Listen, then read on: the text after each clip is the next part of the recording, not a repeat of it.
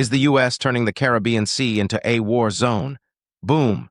A third boat was destroyed in Caribbean waters by the U.S. military in recent days. This time it was a vessel from the Dominican Republic. Confirmation of this attack came from U.S. and Dominican authorities, 2 days after President Trump announced on Truth Social on Friday, 19 September, that there had been an attack on a boat in the Caribbean Sea which he said was trafficking illicit narcotics, killing 3 alleged male narco-terrorists aboard the vessel.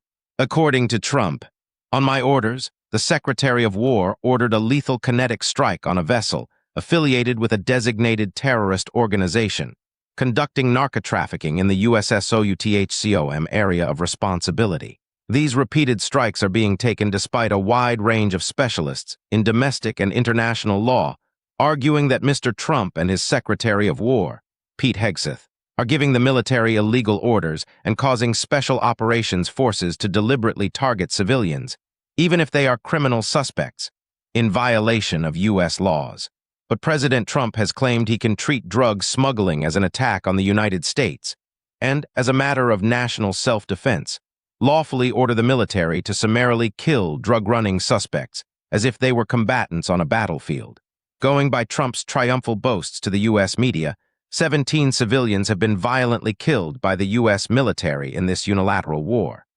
The waters of the Caribbean are now a virtual kill zone. Which Caribbean island is next? So far, 3 Caribbean nations are caught up in America's murderous, illegal attacks on boats in the waters of our region. They are Venezuela, Trinidad and Tobago, and now the Dominican Republic.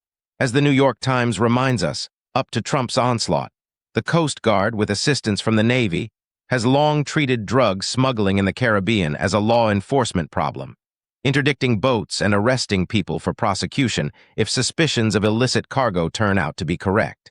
Now draft legislation is circulating at the White House and on Capitol Hill that would hand President Trump sweeping power to wage war against drug cartels he deems to be terrorists, as well as against any nation he says has harbored or aided them, according to people familiar with the matter.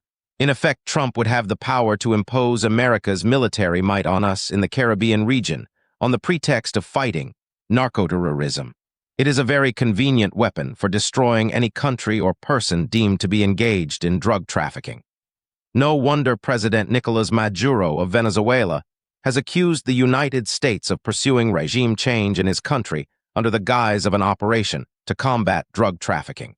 Most Caribbean countries have very little sovereignty in defending themselves against the unilateral use of force by the Americans in this so-called fight against drug trafficking. We already sold our birthright for a mess of pottage by signing unequal military agreements with the United States which obligate us to participate or support these military actions. The U.S. has established a network of security agreements with key Caribbean nations to facilitate military cooperation, logistics, and jurisdictional clarity. Nations with publicly acknowledged status of forces agreements, SOFA and acquisition and cross-servicing agreements, EXA include. A SOFA defines the legal status of U.S. military personnel and property temporarily present in a foreign country. The following Caribbean nations have SOFA agreements with the U.S. 1. Antigua and Barbuda 2, Barbados 3, Dominica 4. Dominican Republic has a more comprehensive agreement covering a wider range of military activities 5. Grenada 6, Guyana 7, Jamaica 8, St. Kitts and Nevis 9, St. Lucia 10, St. Vincent and the Grenadines 11. The Bahamas, particularly critical for counter-narcotics and migration operations 12. Trinidad and Tobago nations with acquisition and cross-servicing agreements EXA. An ACSA, also called a Logistics Support Agreement, allows for the reciprocal exchange of logistics support, supplies, and services between the U.S. military and the military forces of the partner nation. 1. Dominican Republic 2. Jamaica 3.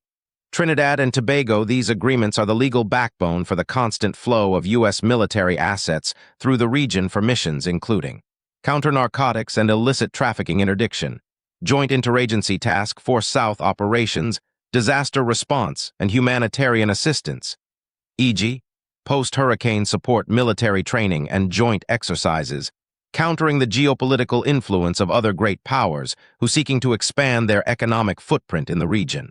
This network of agreements, ensures the U.S. military can operate with legal precision and logistical efficiency throughout the Caribbean basin in pursuit of its national security objectives. Final thoughts: why are Caribbean governments quiet in the face of America's unilateral military attacks on boats and killing the occupants in the waters of our region, without any evidence or proof that such action is warranted?